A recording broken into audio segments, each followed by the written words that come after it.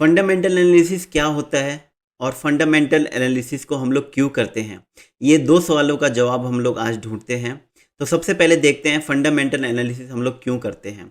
Fundamental analysis के through आप लोग किसी भी कंपनी के बारे में पता कर सकते हैं कि ये कंपनी खरा सोना है या नहीं है, और उस कंपनी को आप लोग उसके शुरुआती दिनों में ही पकड़ सकते हैं।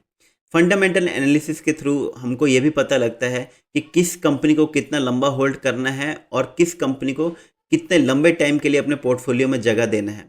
अगर इसको कंपेयर करें टेक्निकल एनालिसिस से, तो जैसे कि टेक्निकल एनालिसिस में हम लोग सिर्फ 50 और 60% के लिए काम करते हैं, इतना कमा के हम लोग ट्रेड से निकल जाते हैं। लेकिन फंडामेंटल एनालिसिस के थ्रू आप लोग 10,000% भी कमा सकते हैं। आपको पता लगेगा कि ये कंपनी हमको कितना रिटर्न दे सकती है, कितने पीरियड में। तो इसलिए हम लोग फंडामेंटल एनालिसिस करते हैं। हमने देख लिया फंडामेंटल एनालिसिस क्यों करते हैं। अब देखते हैं फंडामेंटल एनालिसिस क्या होता है और उसके क्या की कंपोनेंट्स हैं। फंडामेंटल एनालिसिस में मोटा मोटी दो की कंपोनेंट्स होते हैं। फर्स्ट होता है उसका फाइनेंशियल स्टेटमेंट्स एंड सेकंड होता है रेशियो एंड मैट्रिक्स। ये दोनों को मिला के फंडामेंटल एनालिसिस बनता है।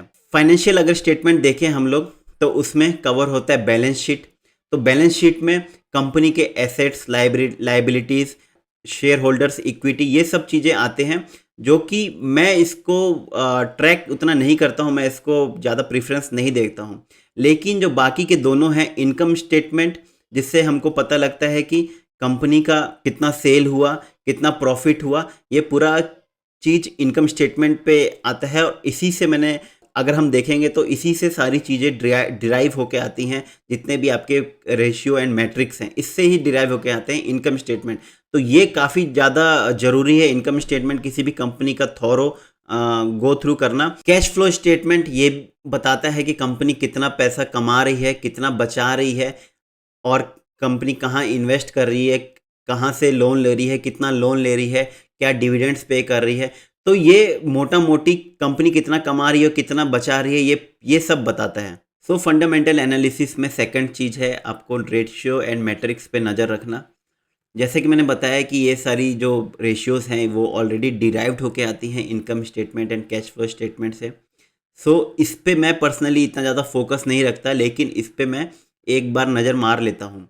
जैसे कि इसमें एग्जांपल हम लोग देखेंगे, पी रेशियो, डेब्ट to equity ratio, ROI, ROC, जितने तरह की रेशियोज़ हैं, जितने तरीके के मैट्रिक्स है, वो सब डिराइव होके आते हैं। तो इसको भी एक बार नज़र में रखना ज़रूरी है। आज से हम लोग फंडामेंटल एनालिसिस शुरू कर रहे हैं। हम लोग सीखेंगे उसमें कि किसी भी कंपनी का फाइनेंशियल स्टेटमेंट, रेशियो और मैट्रिक्स को किस तरीके से डीपली एनालाइज करते हैं। मैं पर्सनली किस तरीके से एनालाइज करता हूँ, उसके बेसिस में मैं कैसे एक्शन लेता हूँ।